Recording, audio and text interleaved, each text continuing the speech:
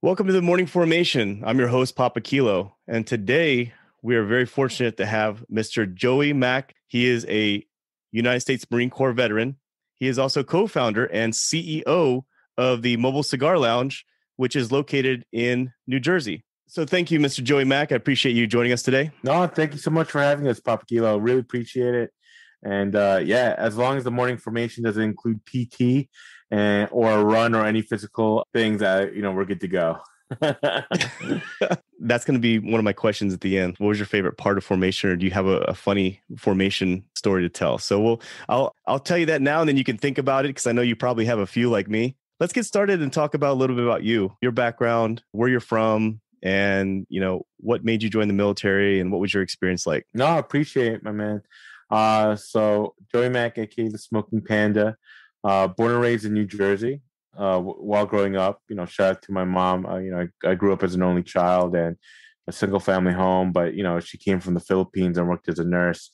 So I definitely admire for her hard work and resiliency as we were growing up. But during that time, ever since I was growing up, it's one of those things, my man, where I've always wanted to join the military in one form or another. I always enjoyed doing Boy Scouts, camping, playing soldier, making believe my broomstick was a gun. It was just watching those movies, playing the game. So growing up, I was always really, really, really into it. I don't know why, actually. It was just something that I enjoyed. Maybe it was part of the teamwork and the camaraderie, where I always like to be part of a team. Because especially growing up as an only child, it's like most of my time was spent with friends. And I always like to say it's always great to for the friends that became family members. You know what I'm talking about. So yeah, we after I wanted to join the Army first, but a good friend of mine, his father, I remember I used to do marching band back in the day, and we were on this road. We were playing for a festival, and there was an old Marine Corps, like not an old, but Marine Corps league there.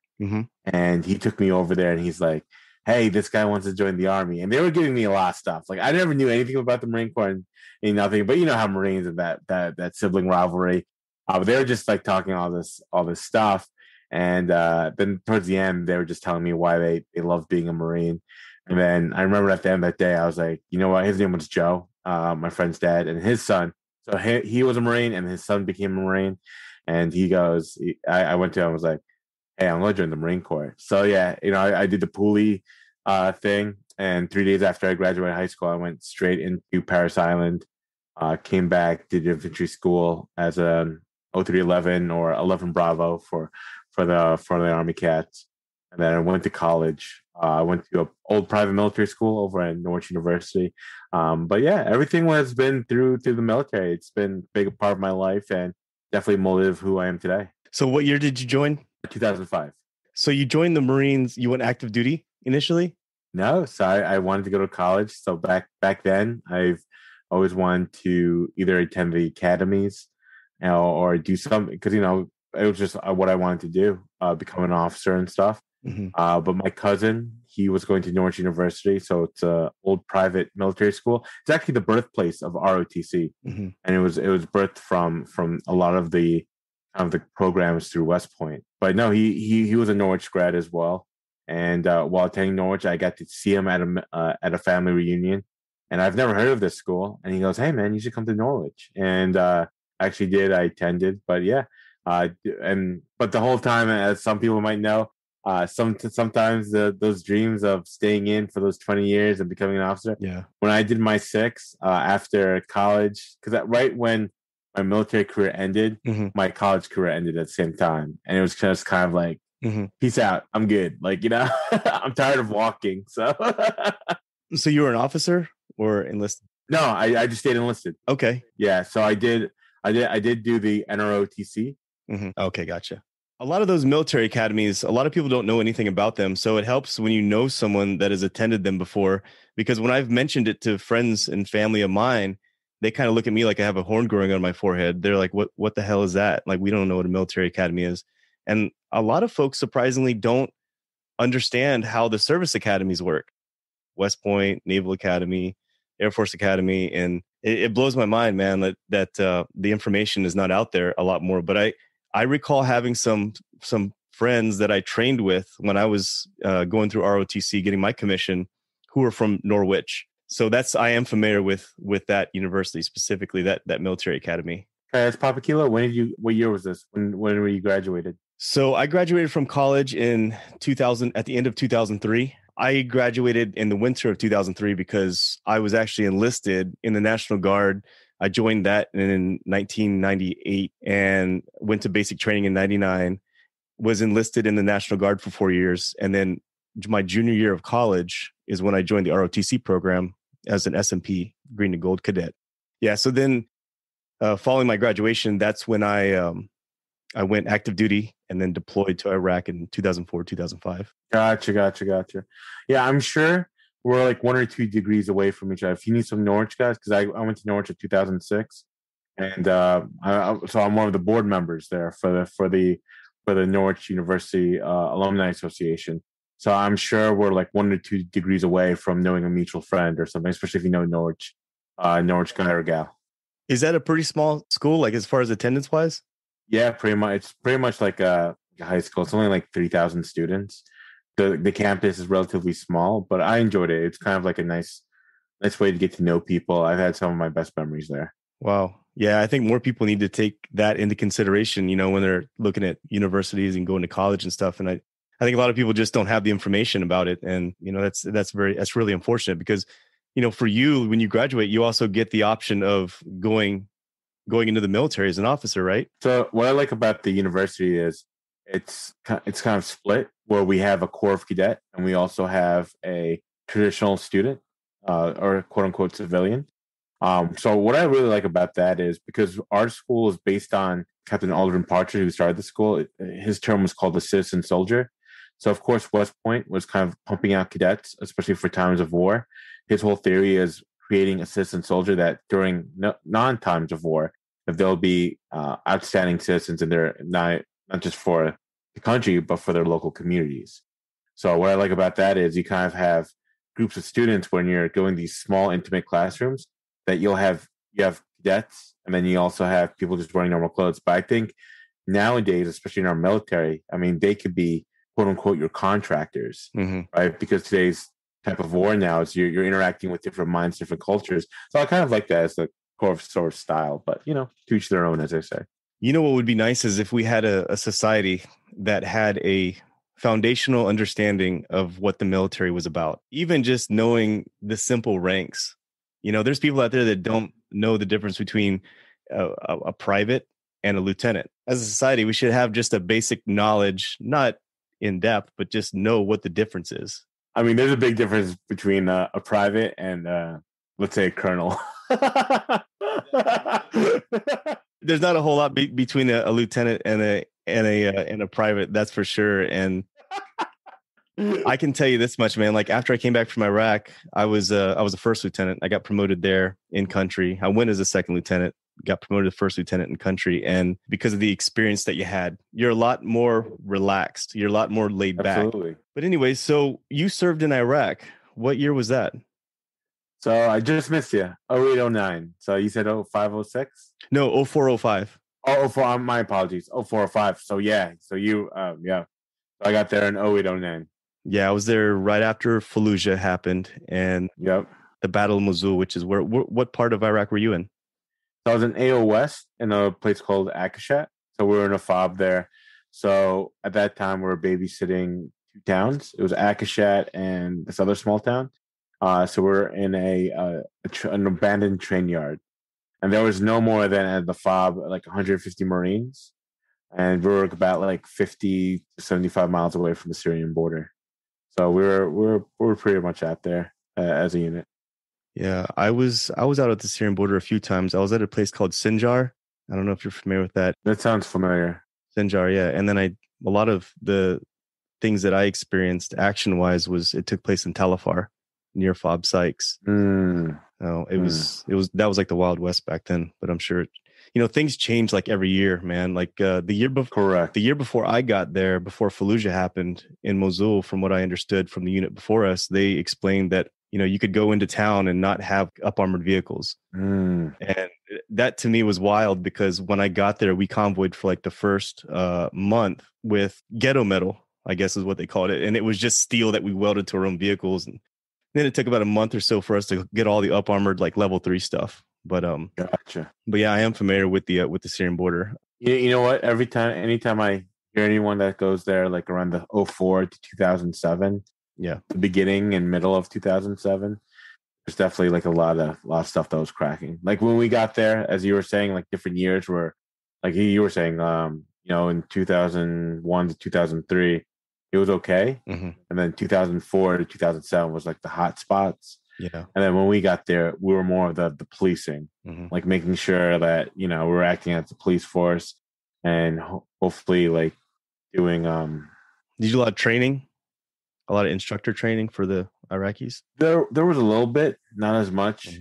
We were just there to make sure that, for us was just to support like the elders, right. and the head chief of police and stuff. Yeah, it was mostly that and patrolling, because during that time they had some elections going on. I mean, for us, it was just like making sure that nothing was popping off, because as you know too, just the reports of VBIEDs, IEDs, weapon caches, RPG attacks. Yeah. They were always alert of them. Thankfully nothing too crazy. All our guys came home, so I'm thankful for that.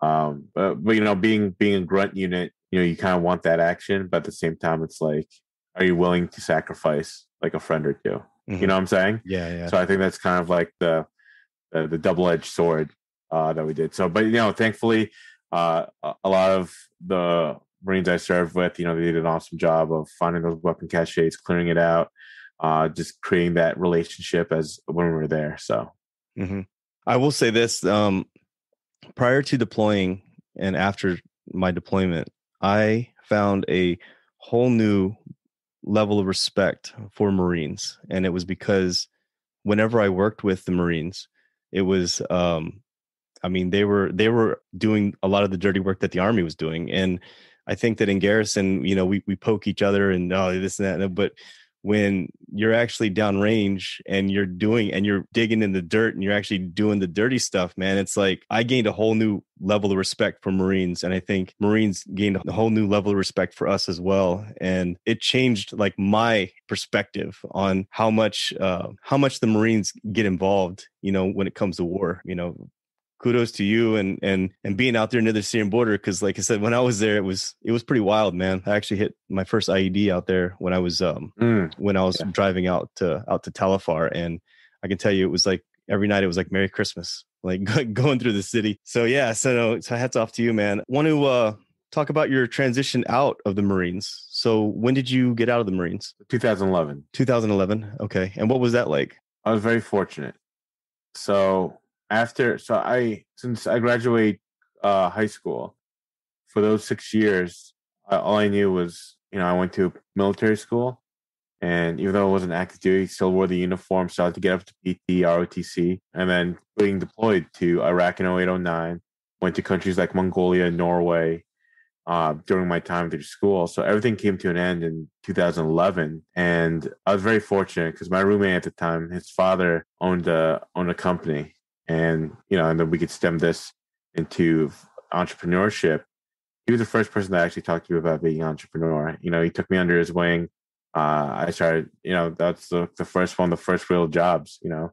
My mom, I don't know if she was, whether like people like this or not, she came from the Philippines and just wanted me to concentrate on my studies. She didn't want me to work. And so, I mean, there's definitely both sides to that coin. But she really wanted me to just concentrate on my studies. So getting into the workforce afterwards was just like, I was very fortunate to have that. And also to have mentors. Like, this is what I like about being a reservist. You've probably met some of your best friends and best mates, but they're all over, they're all spread out. When we're done, guess who those people become? They become police officers. They become firefighters. Some of them become actually mayors for some of the towns, become successful business owners in the same state that I'm living in. So the amount of love and support Mm. from fellow Marines and also from other veterans that supported me through that transition, I'm very humble and blessed, because what I always tell people is, especially veterans or active duty going to civilian life and transitioning out, you gotta think about it as like, this might be a little bit harsh, but like when you get out, unfortunately, like no, I mean people care, but they really don't care. And what I mean by that is, you gotta pay your bills, right? It's no first to the 15th. There's no three hots in the cot. Yep. You actually have to pay your own cell phone bill. You got to pay. You like Wi-Fi? You got to pay for your Wi-Fi bill, and you got to start manning up. Mm-hmm. And what people don't understand, sometimes we forget as veterans, that you gotta have the same mentality. Like for example, you checked in as an O1, or you check into your unit as an E1. Who do you look up to? You look up to, as an O1, you're looking to your O3. If you're an E1, you're looking up to your senior. Like for us, it would be your lance corporal. Then when you become an NCO, an E4, so then I look up to my sergeants and then my staff NCOs. When in E3, you're looking up to your majors. So I think we forget about that, because when we go to civilian life, it's the same application. You should be, first of all, we're working along with people that are going to be in the same kind of like situation, and also be in elbow touching, where they're like 10 to 100 steps ahead of you, and asking those right questions. Like we forget about that. When you're in O1, you're talking to your captain. You're like, Mm-hmm. "Hey, sir, how do I do this? How do I do this?" And he gives you that guidance, because guess what? He was there. He was in O1, and I always tell people it saves you so much. Three things: Mm-hmm. time, money, and people. I always say that. That's the three things that you could save just by having someone to talk to and all that stuff. So just going back to your question of how was my transition, it's just, I just did that same mentality. When I was a E4, I looked up to my sergeant and my staff sergeant, and occasionally to Mm-hmm. the higher staff NCOs. And unfortunately, as veterans, we forget that.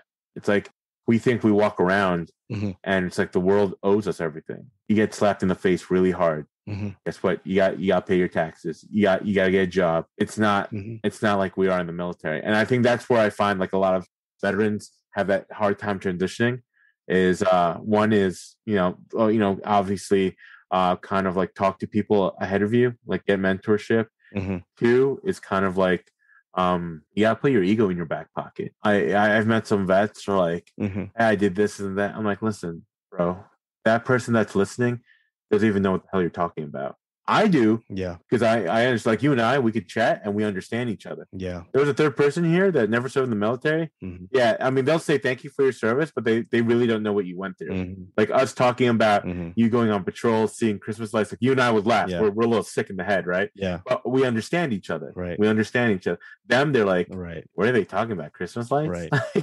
Right. I totally, Yeah. no, I understand what you're saying, man. I and I'm glad you said that, because I feel the same exact same way too. And I think that's why when veterans get out of the military, if they haven't invested in themselves while they were in the military by taking advantage of the education, the free education, going to the education center and, taking the free classes and investing in themselves, some younger folks that are in the military think that, hey, when I get out, the world's going to throw rose petals at my feet and they're going to offer me jobs. And I'm like, Nope. no, it's not. No. You need Hell to no. you need to start working on your college. You need to start working. If you plan on going to trade school, start positioning yourself to do that. Because when you get out, you're right. Like a lot of employers, a lot of people aren't going to have any idea.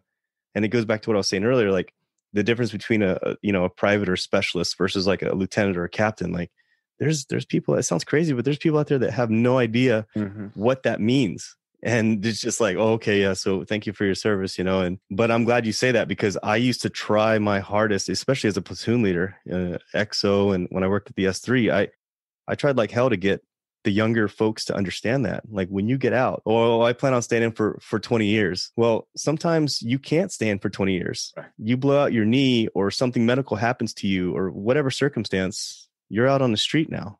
And you have to, I always say freedom is having the lateral mobility to move to a different industry or a different job and not feel the pain as much with your finances and like what you really want to do. So, get your college degree so that if you do get out of the military, you will have options. You can laterally move and choose what you want to do. I love what you said, man. And listen, there's so many things you could take advantage of, right? There's so many awesome nonprofits, awesome groups. And, when we talk about business, there's so much business resources and Yep. just resources in general out there. Free programs for veterans. Mm-hmm.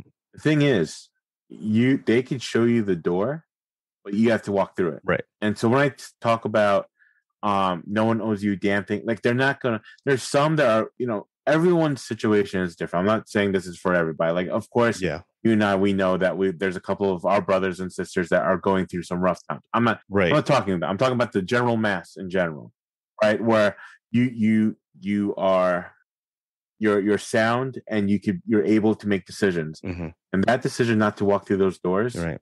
that's on you. Right.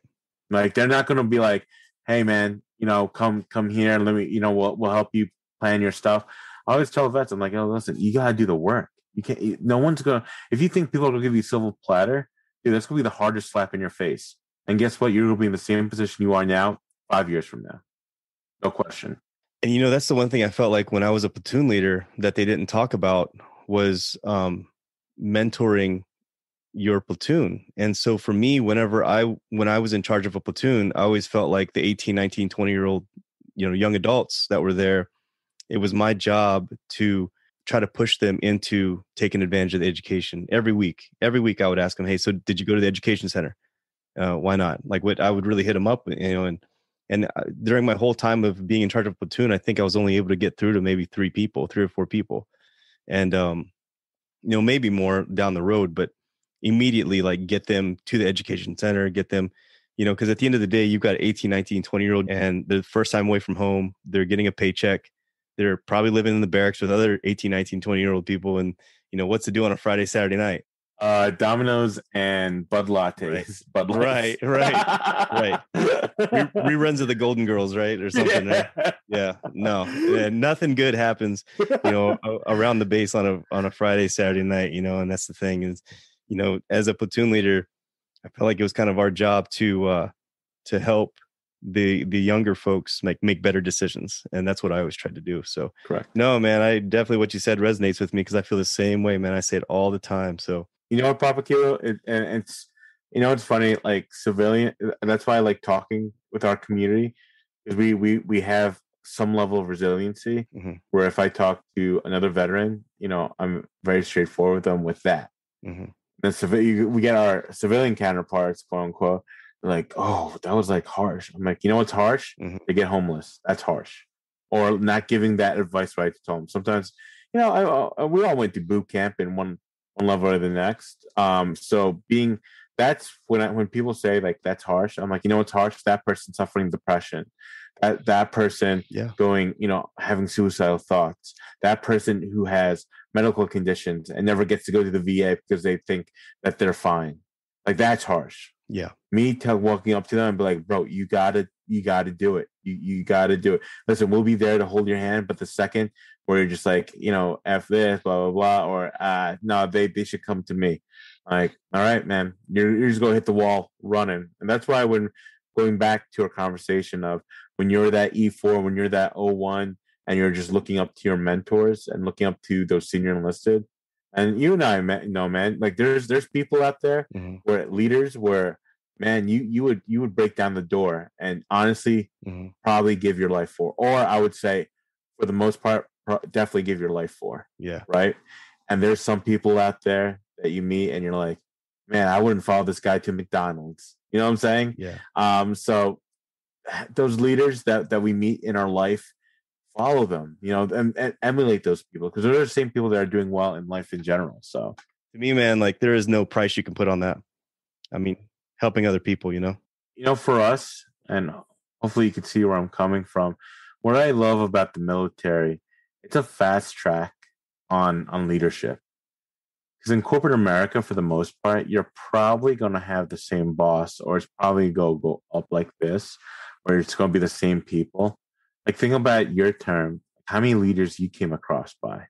And in leaders, you could find out like, hey, that's who I want to become, or I feel like they have the same kind of like characteristics that are my strengths. Mm-hmm. And you get to meet some other leaders like, oh, everyone hates those micromanagers, but there's actually like whatever reason behind it or whatever. But you'd be like, I would never want to be like that. I give trust to my team. Mhm. So I would say that the military has always been a fast track to leadership. Yeah. And that's where a lot of us, if you take really good advantage of that, where you can find out a lot of people skills, a lot of learning how to network, learning how to talk to people, because that is going to translate into your transition into the civilian world. 100%, man. And just to piggyback off that too, is the military offers you an opportunity at a young age to fail and to succeed. Correct.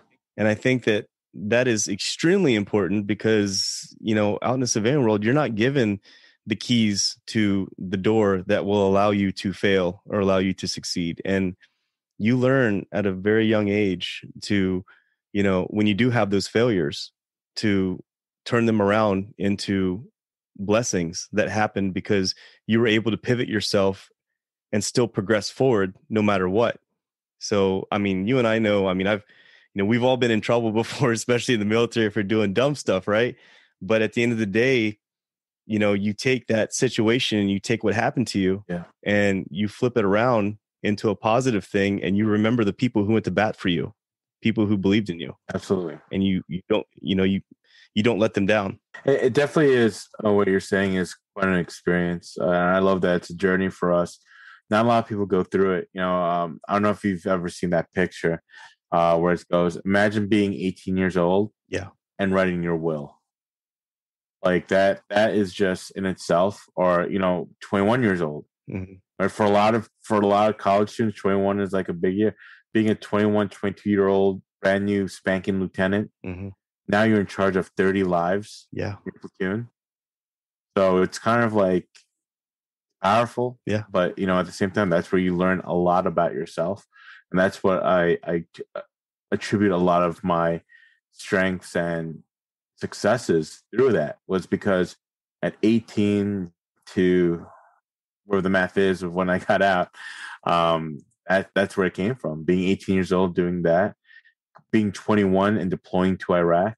One of my first beers was that year. It's just the most craziest thing.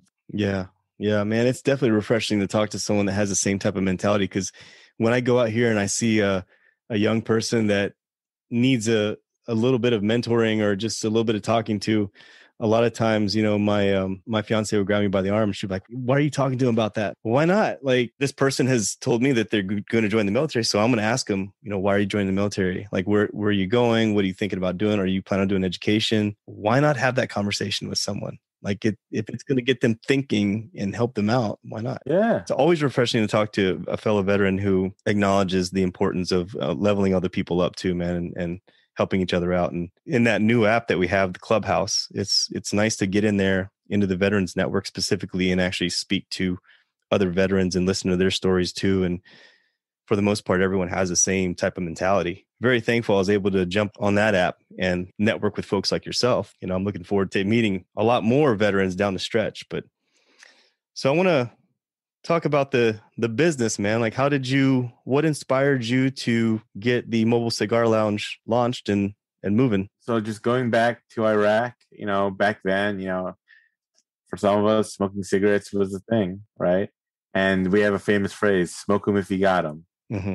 So going back to being a 21-year-old with other people around the same age range for the most part, going into a foreign country as especially as whether you're a grunt or you're doing, you're in transpo, it is quite an experience, because ultimately for most of us, right, it's what we signed up for. Like, we knew this was like one of the check in the boxes, like, you will probably deploy. And especially being that time frame, it's more than likely in your contract you're going somewhere. You know what I'm saying? So being a 21-year-old and just going to a country where it was unknown and what you've been seeing on TV. And for me, growing up in New Jersey, when the Twin Towers hit, I was a freshman class and in band class, and we saw the TV. But when we went outside, you could see the smoke coming up. Wow. And it just meant a lot. And so for us, being in the country, it was just a wave of emotions. And I'm sure there's a lot of people, like, the excitement, fear, IEDs was a big thing. You know, you don't know if you're going down, you're on patrol, and something happens. But being in a FOB, as we were talking about before, so a FOB is a forward observing base. When you're in a FOB with less than 150, 130 sometimes Marines, soldiers, sailors, you get to know each other very well. But then, you know, everywhere else, it was like that was kind of like your quote unquote safe space. And everything else was just like danger, you know. But having those, going back to the smoke them if you got them, for us, it's kind of like having that tactical pause. Those those smoke pits were like the best. Why? Because it kind of took you away from the whole military mind. Even though you were just wearing, you had your rifle next to you, everyone smelled like you just had your uniforms on and whatever. It just felt like you were back home just for a split second. And to have a conversation that didn't have to deal with, hey, what's the report going on? Or what's this? What's that? You know, what time do you have to go on shift? What time do you have duty? It gave a sense of comfort. So I wish I could say I remembered my first cigar. I wish I could say what cigar it was, but I'll always remember the people I smoked it with. And it was with those Marines. So that was back in 2008. When I graduated college, I remember my friend's dad passing out cigars. So the pattern here is there was a lot of milestones that I remembered the people I was with while smoking a cigar. So going back into our business, you know, we talk about how the cigar is just the vessel, but the opportunity is the experience. It's all about the experience. And for us, creating those experiences at weddings, at birthday parties, retirement parties, special events, that's what means a lot to us. And that's what we bring. We bring that level of experience that just kind of emphasizes the party and their guests and their hosts, because we just we love creating those beautiful experiences and turning them into unforgettable memories over a cigar. So we started our business it'll be 3 years this September. My two partners, one of them I've known, we were in the same unit together. We both checked in. Probably he checked in like 3 months later. And then Miley, you know, him and I went to Norwich together. We played rugby together. So we've known each other for 15 years, 16 years now. So, you know, we've known each other. But yeah, that's basically where we're based in New Jersey. Mm-hmm. We do a lot in New York City, Philly. We're currently expanding down to Florida, and we're going national. You know, we're going to Kentucky. We're going to Las Vegas. So we are being sent out to different parts of the country, which is great. Yeah, man. When I was looking at your website earlier, I saw your quote, you know, the one that you just mentioned. You might not remember the cigar, but you'll remember the people you smoked them with. Correct. That is so cool, man. And I like it. I mean, listen, bro, I deal in an awesome space where it was funny. I'm trying to go off. So my buddy, he runs a nonprofit here, and he had a veteran who owned a brewery, good friends of mine, and my other buddy who has a coffee company, and there I was doing tobacco. Mm-hmm. So we were like, this is the trifecta of veterans. You got alcohol, tobacco, and coffee. This is like the ultimate recipe. And no, we're super happy to be in a space, but also the culture and the people. It's just another part of the community that we enjoy. Mm-hmm. I can even tell that your personality fits perfectly with the business itself, man. I mean, you seem very, very extroverted, very lively, you know, and I think it's important that if you're going to be the owner of a company that's, you know, based around, you know, the moment and based around just having a good time, you yourself, the co-founders, you guys have to also have that type of personality and character about yourself when people meet you. So I totally get that vibe for you, man. Well, if I was just like, nah, man, I hate people. It would be funny. It would be funny if you're sitting here like, yeah, cigar. We sell cigar. Yeah. What about them? You know? Yeah, just all right, man. Next question. Let's go. Hurry up and smoke your cigar. I'm just kidding. But no. This whole time you've been making me laugh and stuff, man. It's great. You know, man. That's I enjoy, and thankfully that's one of my strengths. I am, you know, it's not for nothing. I'm an extrovert. You know, having that strength and building our business definitely did help, because it does take a lot, because it's a social atmosphere. If you're going to be an introvert, it's going to be, yeah. Can you do it? Absolutely, but I think it's going to be a lot harder, quite honest. You know. So you just mentioned it. You don't just serve the New York, New Jersey area or Pennsylvania area. You can serve all over the United States. Correct. Yep. Okay, cool. Any big names that have been your clients? Any celebrities? Any CEOs? Any? I won't name them, but we have sent cigars to. We have Okay. been in close contact with, but yeah, it's pretty dope. We've been to some places where there's famous people there already. Yeah. And it's all over. It's just because of the cigar itself. Yeah. Okay. I don't know if I should name them, but but whatever. But have I? Yes. We've been in some places. A-list celebrities? No, I don't think so yet. I know for a fact down the line that's going to happen. I can't comfortably say an A-list celebrity, but definitely some. I don't want to call them C-level, but definitely some people that are known in the notable entertainment world. Yeah, correct. Yeah, and I know sometimes, like I have a buddy that's in real estate, and he's a veteran, and I was doing some work up in like Hollywood in that area one time, and it was for a nonprofit organization, and he was saying, "Hey, man, hand out my cards," and because all it takes is that one. It just takes that one person, and for me to sell their house, and then I'm in, and Yeah. And I did. I tried, but it was like, those folks already have, the people that they want to work with. But at any rate, yeah. So that's why I asked, because I know it just takes that one celebrity, Absolutely, or that one person of notable recognition to, kind of launch, and next thing you know, you're doing all kinds of stuff out there. But I'm glad to hear that. So how much has work picked up over the pandemic, or has it been pretty stagnant? No, it's been, we've actually grown. So 2020 we were really focusing in on our craft, and it was kind of like we rebranded ourselves and just went full force. So January, February, fantastic months. It was like killer. March started off great, and then terrible. I mean, we're in New Jersey, right? New Jersey, Philly, New York City were one of the first states to shut down. March, April were pretty much dead, but we kept going. Going back to building that resiliency. And I don't see problems. I see challenges. So we did our best, and then when things started opening up, we were just like, we just captured the moment, man. We grew our business, we doubled our revenue, we grew our team, we upgraded our equipment, we have systems in place, and which is why we're going national and we're expanding down to Florida. It's just with our team and our resiliency, and we're very proactive. Right. I didn't wait. I was just like, because the thing is, my theory is, get ready, because when that wave starts coming, I'm ready to surf. I'm ready to go.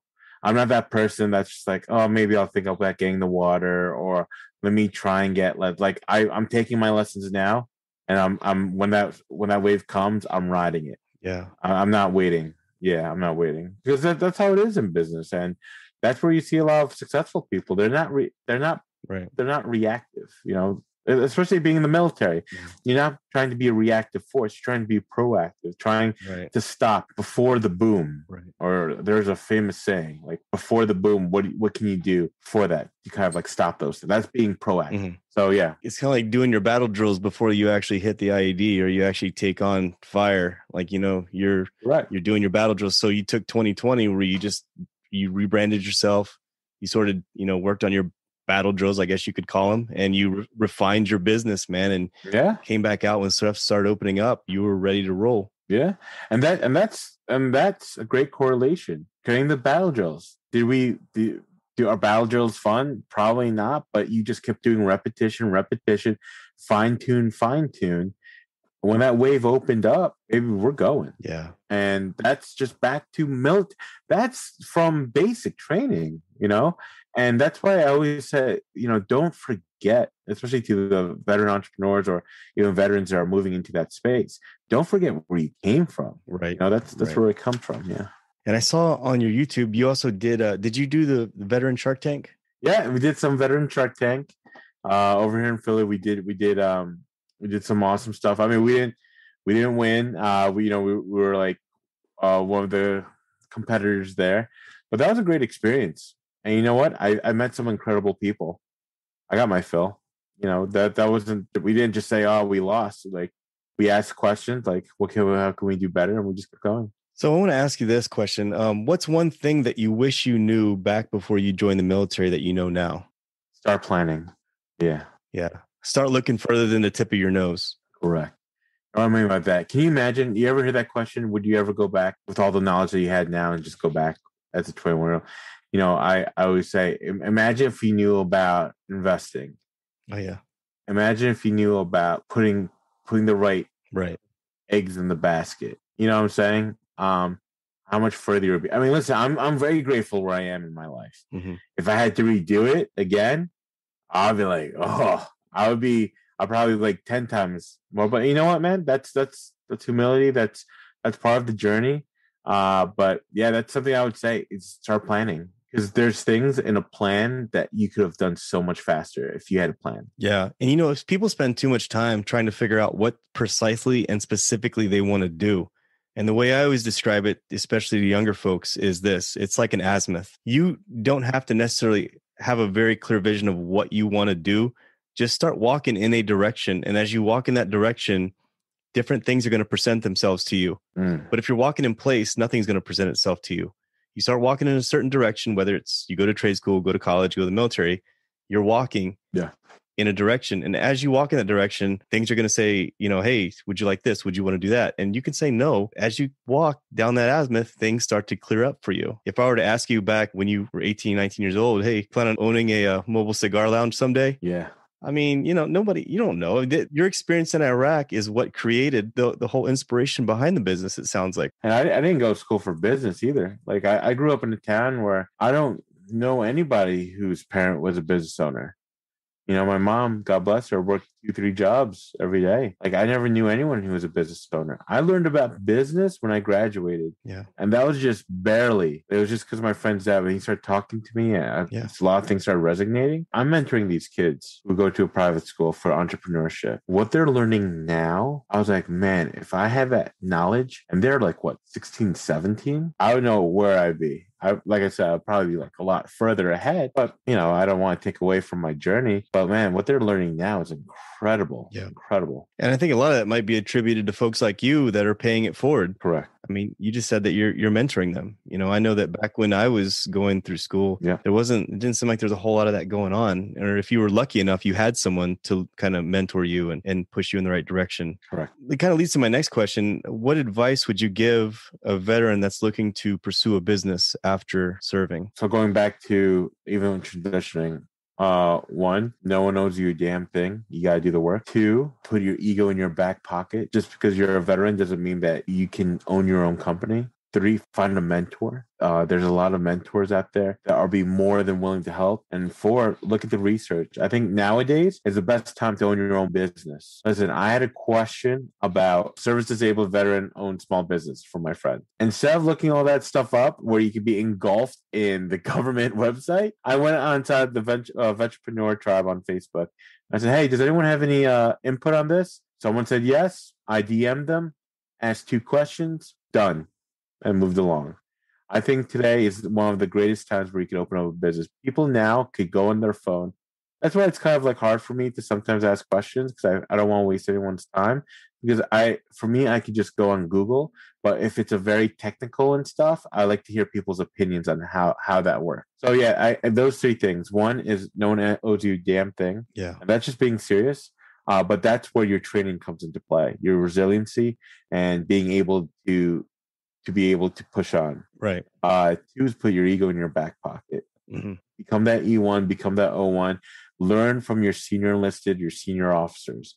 There are people right now that are in these networking groups or veteran groups that are doing incredible things. And let me tell you, those people I reach out to and ask them if I could get like 10, 15 minutes of their time and ask them questions. 3, going back to that, maybe they become your mentor. Before I opened my business, I reached out to a couple of veteran-owned businesses that I looked up to, and I really valued what their company stood for. Mm-hmm. And then 4 would just be research everything. So I would say, I know you asked for one thing, but I would say those are the 4 things. Yeah. And then when you research, put a plan together, and you're good to go. Really valuable advice right there. Especially nobody owes you a damn thing. Yeah. That's one thing that when you come out, you don't expect employers to just throw rose petals at your feet. Especially when with resumes and stuff. Just because your resume says you serve in the military. Yeah, I know, right? They don't get it. Like you have to break it down in layman's terms, and they, like I said, it's Guess who's reading your resumes? A civilian. So writing all that stuff yes. doesn't impress them. The closest thing they had to the military was watching like Saving Private Ryan or Black Hawk Down, and that's it. They don't know anything else. Like Call of Duty. yeah, Call of Duty. Yeah, playing Call of Duty. Yeah. I want to ask you this too, because I think this is a really important question. You always remember the people that go to bat for you, the people that believed in you, the people that supported you. And I wanted to ask you, so do you have 2 or 3 people who inspired you to continue your journey of success? Your mom is probably number one. Yeah, I could always go back because her resiliency, especially, coming from the Philippines, working 2 to 3 jobs. Yeah. I really credit her for her hard work. Right. And there were times where she was never home, but you know what? She's come to, when I played football or when I was in the marching band, she would come to those meets and take the time off just to come and support me. So her hard work and resiliency. And for number two spot, it's really hard, brother. I've met so many incredible people during my journey. I can't really put one down because there are people that in different areas of my life, whether it's my faith, whether it's my business, whether it's my family life, whether it's my financial, my business life, that have greatly impacted me. So yeah, I'm sorry I can't just be like, oh, this person. Yeah. Because he might have helped me there in one area and then someone helped me in the other, but they're all equally valuable. So no, it's completely fine to have just one, man. I mean, it sounds like she's your foundation. She is the platform that helped you like lift off the ground and be the man you are today. So I definitely respect that a lot. Absolutely. I saved this question to the end and then I have one last one after this, but what was your favorite part of formation, or do you have a funny military formation story to share with us? My favorite part about a morning formation? It's any formation, yeah. Morning, afternoon. Oh, easy. Libo. So for us, that's Liberty call, getting our brief and just be like, all right, Libo. So we just go out. So that's my favorite part about formation. I didn't like PT. I didn't like training. I just did it for the boys. I'm just gonna be straight up. Another Marine told me this, and I always carry it with me. I don't miss the circus. I miss the clowns, and I'll leave it like that. People is what made it what it is. Like, so yeah, right. When after any formation, when Libo was called and they gave us our safety brief, and they're all right, gents, good to go. See you at 05 on Monday for PT. It's like, at least I got these 3 days to hang out with my boys, and just do something. So yeah, I enjoyed Liberty. So no, I totally understand. I was going to mention some about the safety briefs. Like for me, when I was at LT, it was always funny. Yeah. Oh yeah. No, not funny, but fun, I guess. Weird to give the safety briefs because it was always the same old shit. It was like, hey, don't drink and drive. Don't do any drugs. Don't walk off a cliff. I don't know if it ever helped anyone, but it made me feel better, I guess, when I walked away. My friend said his gunny said this, and it was always the best for the safety brief. He goes, don't add a life, don't subtract a life. Yeah. And you'll be good. That's a good rule. That's a good rule. It's like it hits all the bases. Like DUI is a cause, can cause subtracting a life. Right. Adding a life that you don't know or want, that's another thing. So he goes, gents, don't add a life, don't subtract life. See you Monday. I wish I had known that back in the day. I would have had that one in my notes. Yeah, because it hits all bases. Yeah. So where can our listeners find you online? They can find us, so they can visit our website at www.themobileCigarLounge.com. Check us out on Facebook and Instagram at The Mobile Cigar Lounge. Twitter is TMCL_NJ. YouTube and Pinterest, The Mobile Cigar Lounge. And find us on Clubhouse at Cigar Roller. So I know there's a bunch of other stuff. Should I do my OnlyFans one as well? No, I'm just kidding. Yeah, you can do that one. It's hilarious, man. I don't see why not. My OnlyFans account is at Smoking Panda. Everyone else is doing it. Why not? Yeah, I gotta make those extra money, man. I mean, why not? I mean, everybody sign up for everything. $20 is $20. No, I'm just kidding. I don't have an OnlyFans account. Don't even try to find me. I don't have one. But no, that's the type of humor that we.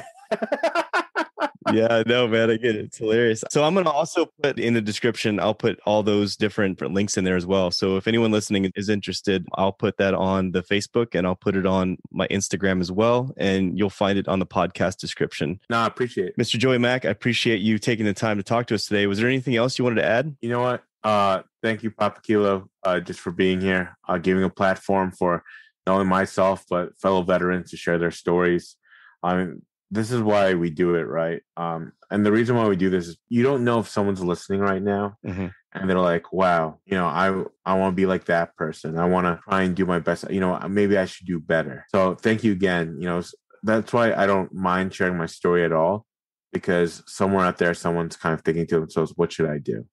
And hopefully we've inspired, even if we inspired one person to be like, right, or someone like a business owner or a veteran who's looking to transition, hopefully at least we got one person. And bro, if we could just help one person through your podcast, I'm down for it. So Papa Kilo, thank you so much. It's always a pleasure. Great to share some stories. It was a great conversation. I feel like if we were smoking a cigar together, we could talk for the rest of the day. I know, man. Yeah, but please, share this with us too. We would love to put it on our website to show some love as well, and whatever graphics or anything that you put out on your social media, just make sure you tag us, and then we'll make sure to add it to our stories and show some love as well. I appreciate it, man. It was an honor actually talking to another fellow OIF veteran. Yeah, I respect your drive and your business, man, and I want to see you go worldwide with this business. It's funny. I got a proposal to go to Canada, and I put it in, but then I was like, I don't want to, because right now, because we're in COVID, just so everyone knows, this conversation is happening during COVID. You need 14 days to quarantine. Yeah. I'm like, how am I supposed to do weddings? So they're going to pay for 14 days? If you don't have a plan, because I was reading, if you get to the border, and I was going to fly into Ontario, if you don't have a plan for your 14 days, they're sending you back. I put my proposal away. I was like, I can't do the wedding. There's no way I can do it. Yeah. Well, hey, I appreciate your time today, Mr. Joey Mack, and hopefully we can talk again in the future. Yeah. Appreciate you. All right, everyone. Thank you for listening today to the Morning Formation. I'm Papa Kilo, and we're out.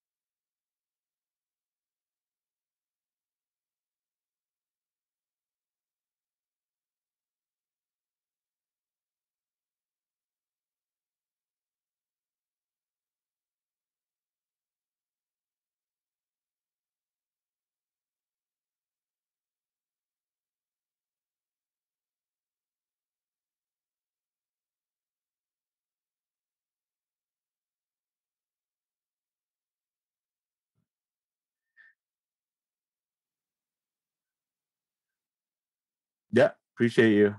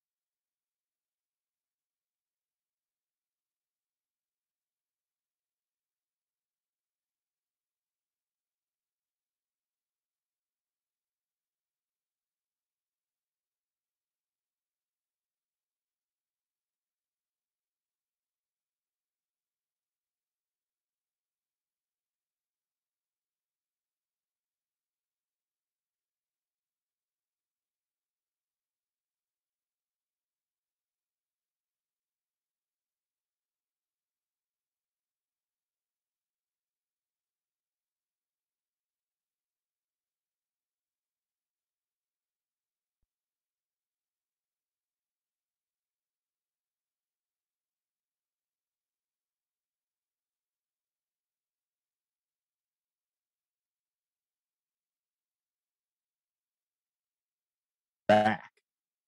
So, all right, everyone. Thank you for listening today to the Morning Formation. I'm Papa Kilo, and we're out. I can't do the wedding.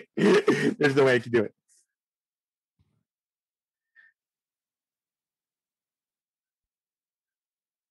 Yeah, appreciate you.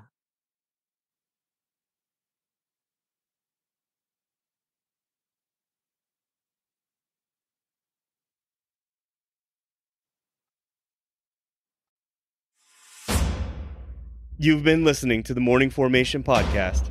I hope you found today's materials helpful and of value to your current situation. You can connect with me on Instagram at the_morning_formation_podcast, or you can connect with me via email at theformationpodcaster@gmail.com. Also, I would like to thank my partners at Act Now Education for their support. Authenticity, community, and trusted is what you can expect from all members of the Act Now Education team. You can link up with them today and learn about some new, free educational resources on their Facebook, Instagram, LinkedIn, or at their website, actnoweducation.com. Whether today's show took you back to a nostalgic time or helped you think about tomorrow, thank you for tuning in, and I look forward to seeing you again. Stay safe and stay motivated. Warriors, fall out.